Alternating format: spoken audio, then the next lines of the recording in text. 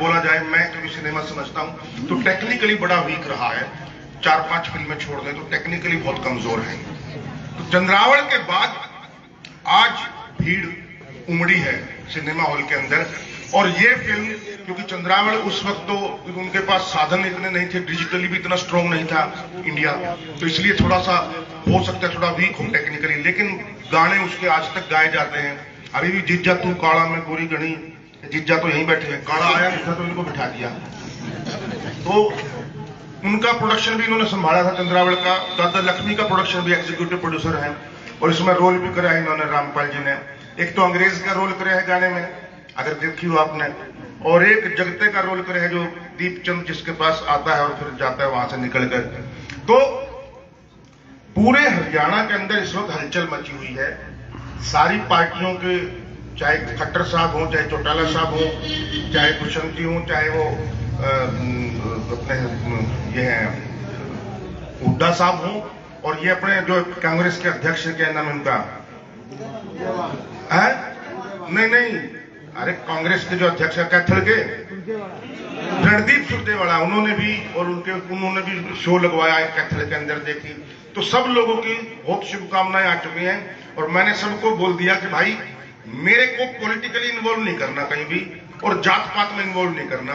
मेरी ये सारी, मेरे जो ये भी जाट है और मेरा राइटर भी जाट है, सुमित्रा हुड्डा भी जो भूमि पेडनेकर की माँ है वो मेरी बहन का रोल कर रही, वो भी जाट है, और मेघना मलिक जो मेन रोल कर रही वो भी जाट है, और बहुत सारे ब्राह्मण, जाट, दलित सब एक साथ मिलकर काम कर रहे हैं। हम ऐसा कुछ नहीं देखते, कोई पार्टी नहीं, कोई गरीब अमीर नहीं, कोई जाति पाति नहीं, कोई धर्म नहीं, सब एक जगह। और यही चाहिए इस वक्त हरियाणा में, बिल्कुल यही चाहिए। जो इसको नकारेगा वो इसका मतलब है कि पॉलिटिक्स कर रहा है या वो उसकी नीयत गलत है अपने फायदे के लिए। तो कभी भी मैं तो किसी को भी बोलता हूं, मैं कहीं भी कहता हूं, भाई देखो कोई पार्टी नहीं, कोई जात पात नहीं, कुछ उस तरीके से काम नहीं करना, जो सीधा, हाँ आर्ट और इंसानियत धर्म है मेरा, इंसानियत के नाते चलेंगे, जहां चलना चलो। और इस फिल्म की जो मेन गाना है वो भी थीम सॉन्ग जो है वो भी इसी पे है कि चालो उस देश में जहां संगीत हो, ना हो द्वेष कलेश, उड़े भाईचारा। और यही इस फिल्म बार बार आता है और ये संदेश देके जाता है। तो बच्चों को भी ये फिल्म क्यों देखनी चाहिए, इसमें जो बच्चा है, लक्ष्मी का बचपन का रोल है, उसके अंदर जो पैशन है, जो आग है, जो उमंग है, जो लगन है, जो जुनून है, वो बच्चों के अंदर कैसे आएगा। उसी से इंस्पायर होते हैं ना हम।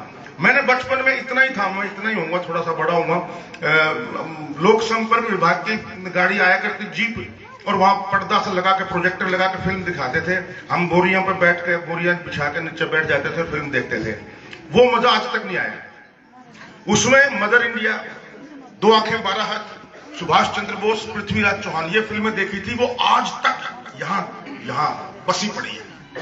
तो दादा लक्ष्मी फिल्म भी एक ऐसी फिल्म है जो आपको मरते दम तक भूलने नहीं देगी, वो आपके अंदर इंजेक्ट होगी, ये मेरा वादा है। तो इसीलिए बस इतना जरूर है, एक गुजारिश है, अगर आप देखोगे तो मोबाइल बंद रखना बस। मैंने 6 साल दिए हैं, आप मुझे 2.5 घंटे दे देना बस। 2.5 घंटे कुछ मत करना मोबाइल से, और ना उसको ऑन करना, तो फिर देखो आप जो मजा आएगा, आप दूसरी दुनिया में नहीं जाओ तो मैं यशपाल। जिसका पैसा टोहाना में, जिसने मजा नहीं आवा, पैसा इनसे ले लियो, इनको मैं दे दूंगा। ठीक है, तो इसी वास्ते मेरी गुजारिश है। और अभी सिनेमा का एक अलग वक्त है और उसमें आप सबका, पब्लिक का और खासकर मीडिया का बहुत सहयोग चाहिए। हर टीचर को, हर माँ को, हर बाप को, हर बच्चे को ये फिल्म देखनी चाहिए। और आप परिवार में एक साथ भी देख सकते हैं, आपको कभी नीची नजरें करने की जरूरत नहीं पड़ेगी किसी डायलॉग या किसी सीन में, जैसा कि होता है अक्सर फिल्मों में, ऐसा डायलॉग आ जाए, ऐसा हो जाए। इस डायलॉग में, इस फिल्म के अंदर कोई हीरोइन नहीं है, इस फिल्म के अंदर कोई रोमांस नहीं है, इस फिल्म के अंदर कोई आइटम सॉन्ग नहीं है, इस फिल्म के अंदर फाइटिंग एक्शन नहीं है, इस फिल्म के अंदर भोंडी कॉमेडी, चीप कॉमेडी नहीं है। ये फिल्म 2 पार्ट में है। ये फिल्म हरियाणवी, सारे उल्टे काम कर रखे हमने। तो इसमें है कि वो देखने खातिर आपको देखनी पड़ेगी दादा लक्ष्मी। Thank you.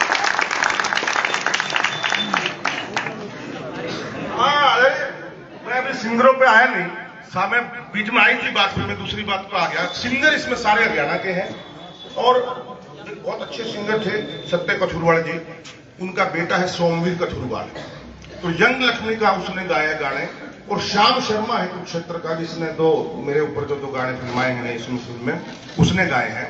और एक गाना है भर्ती होली रे, सुभाष फौजी, मासूम शर्मा, इंदर सिंह लांबा जी, इन तीनों ने गाया है और मैंने भी थोड़ा सा बीच में बोला है। लेकिन इस फिल्म की जान क्या है? इस फिल्म की जान है वो बच्चा जो सबका मन मोह लेता है, और इस फिल्म की जान है उसकी आवाज, जो कि आपके टोहाना की मीनाक्षी ने गाए हैं वो गाने।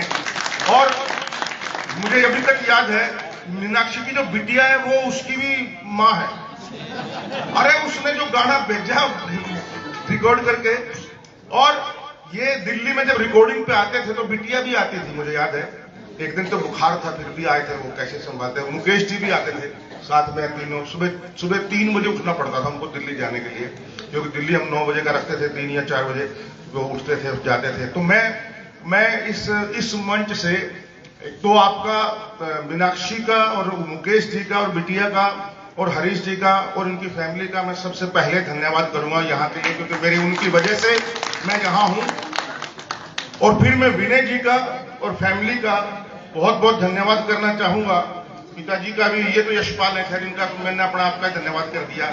तो इतनी जल्दी में जो ये प्रोग्राम कराया है और जिस तरीके से कराया है, और मैंने बड़े बड़े प्रोग्राम देखे हैं, हजारों की पब्लिक देखी है, लेकिन जो स्वाद यहां बोल के आ रहा है वो कभी नहीं आया। Thank you so much, thank you very much. Dialogue YouTube में देख लो ना। अच्छा, एक मैं राउडी राठौड़ का डायलॉग सुनाता हूं। हाँ, इसने बोला हाँ। 100 साल जिंदा रहने के लिए जरूरी नहीं कि 100 साल की उम्र हो। एक दिन में कुछ ऐसा काम कर जाओ कि दुनिया तुम्हें 100 साल तक याद रखे। अभी एक डायलॉग दादा लक्ष्मी का डायलॉग सुनाता हूं। जब वो दादा लक्ष्मी गा रहे हैं, लख 84 खत्म हुए ना, बीत कलप युग 4 गए, नाक मध्यम आ लिया करें क्या, मरते मरते हार गए, ये गाना चल रहा है। तो अचानक से एक नगाड़े वाला जोश में आ जाता है और वो नगाड़े वाला खूब जोर जोर से बजाने लगता है। तो ये बोलता रहा, ओ खसम बस कर, हाथ में आ गया तो बजाना ही है, जरूरी नहीं है कब कहां कितना बजाना है, खोपड़ी में उसकी समझ होनी चाहिए थोड़ी सी। संगीत में और शोर में फर्क हो गया। तानसेन तो बतेरे बनो तुम, कभी कभी ना कानसेन भी बन